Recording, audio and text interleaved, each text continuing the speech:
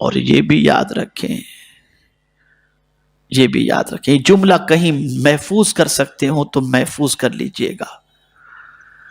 مال کا آنا خوش نصیبی نہیں، مال کا آنا یہ خوش نصیبی کی علامت نہیں، اعمال کی توفیق مل جانا یہ خوش نصیبی کی علامت ہے، اسے ذہن میں رکھیں۔ اس لیے کہ مال تو اللہ نے فرعون کو بھی دیا تھا، قارون کو بھی دیا تھا، آمان کو بھی دیا تھا۔ آج ہم جب مال مل جاتا ہے تو ہم خوش ہوتے ہیں کہ یار اتنا مال مل گیا، اور پھر اعمال صالحہ کی توفیق ملے یا نہ ملے، نمازیں چھوٹ جاتی ہو اور مال مل جاتا ہو، کوئی ٹینشن نہیں، یہ آدمی سوچتا ہے نہیں، بلکہ کسی کا قول میری نظر سے گزرا تھا، یاد نہیں آ رہا، غور سے سنیے گا ان کا قول، اللہ جب کسی بندے سے ناراض ہوتا ہے تو اس سے روٹی نہیں چھینتا، ناراض ہوتا ہے تو روٹی نہیں چھینتا، سجدے کی توفیق چھین لیتا ہے۔ اسی لیے حضرت عبداللہ علوی رحمت اللہ تعالی علیہ ارشاد فرماتے ہیں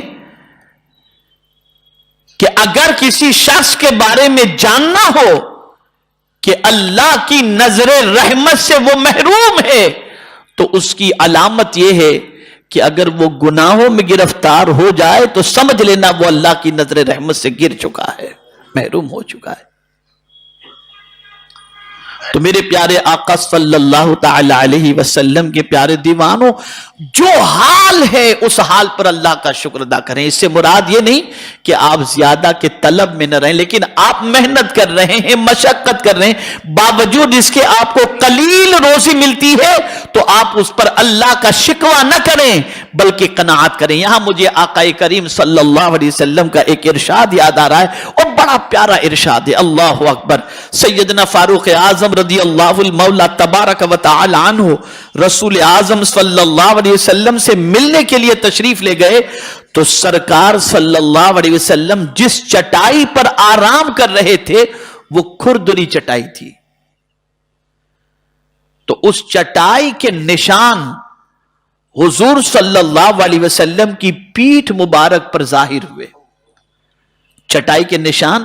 سرکار صلی اللہ علیہ وسلم کی پیٹھ مبارک پر ظاہر ہوئے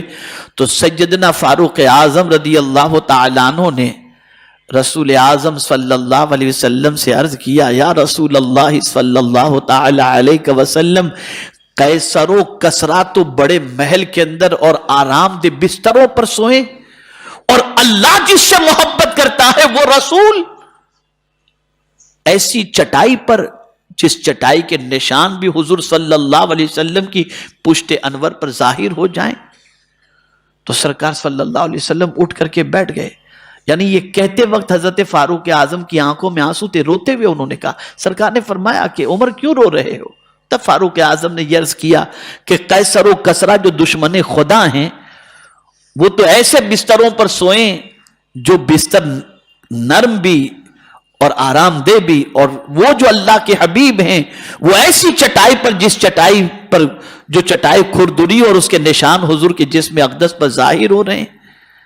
تو سرکار اٹھ کر کے بیٹھ گئے اور جو فرمایا اسے سن لو۔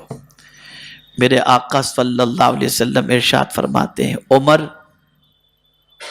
ان کے لیے دنیا ہے، ہمارے لیے آخرت ہے، ہمارے لیے آخرت۔ عقل مند یہ وہ ہے جو دنیا کی زندگی پر فریفتہ نہیں ہوتا، وہ یہ سمجھتا ہے یہ بلبلے والی زندگی ہے، بلبلہ بڑا نظر آتا ہے لیکن اس کی کوئی اہمیت نہیں ہوتی۔ یہی اس دنیا کی پوزیشن ہے، یہاں کی زندگی کی کوئی اہمیت نہیں ہے، یہاں تو بھیجا ہی اس لیے گیا ہے تاکہ ہم آخرت کی کھیتی کر کے اپنی آخرت کی زندگی کو سنواریں۔ تو قرآن کہتا ہے میرے پیارے آقا صلی اللہ تعالی علیہ وسلم کے پیارے دیوانوں، تو ہرگز تمہیں دھوکہ نہ دے دنیا کی زندگی، یہ دنیا کی زندگی دھوکہ دینے والی ہے۔ اب آپ دیکھیں نا کتنا دھوکا، اللہ اللہ کتنا دھوکا، آج کون، کل کون، پرسوں کون، نرسوں کون، کوئی کیا کہہ رہا ہے، کوئی کیا کہہ رہا ہے، کس کے کیا منصوبے، کس کے کیا منصوبے، ایک عجیب ہما ہمی اس دنیا کے اندر چل رہی ہے، دھوکے کی زندگی ہے یہ، اور کوئی نہیں جانتا کہ کب اس دنیا سے جانا ہے، کسی کو نہیں خبر، کب جسم سے روح کا رشتہ ٹوٹ جائے گا کسی کو نہیں خبر۔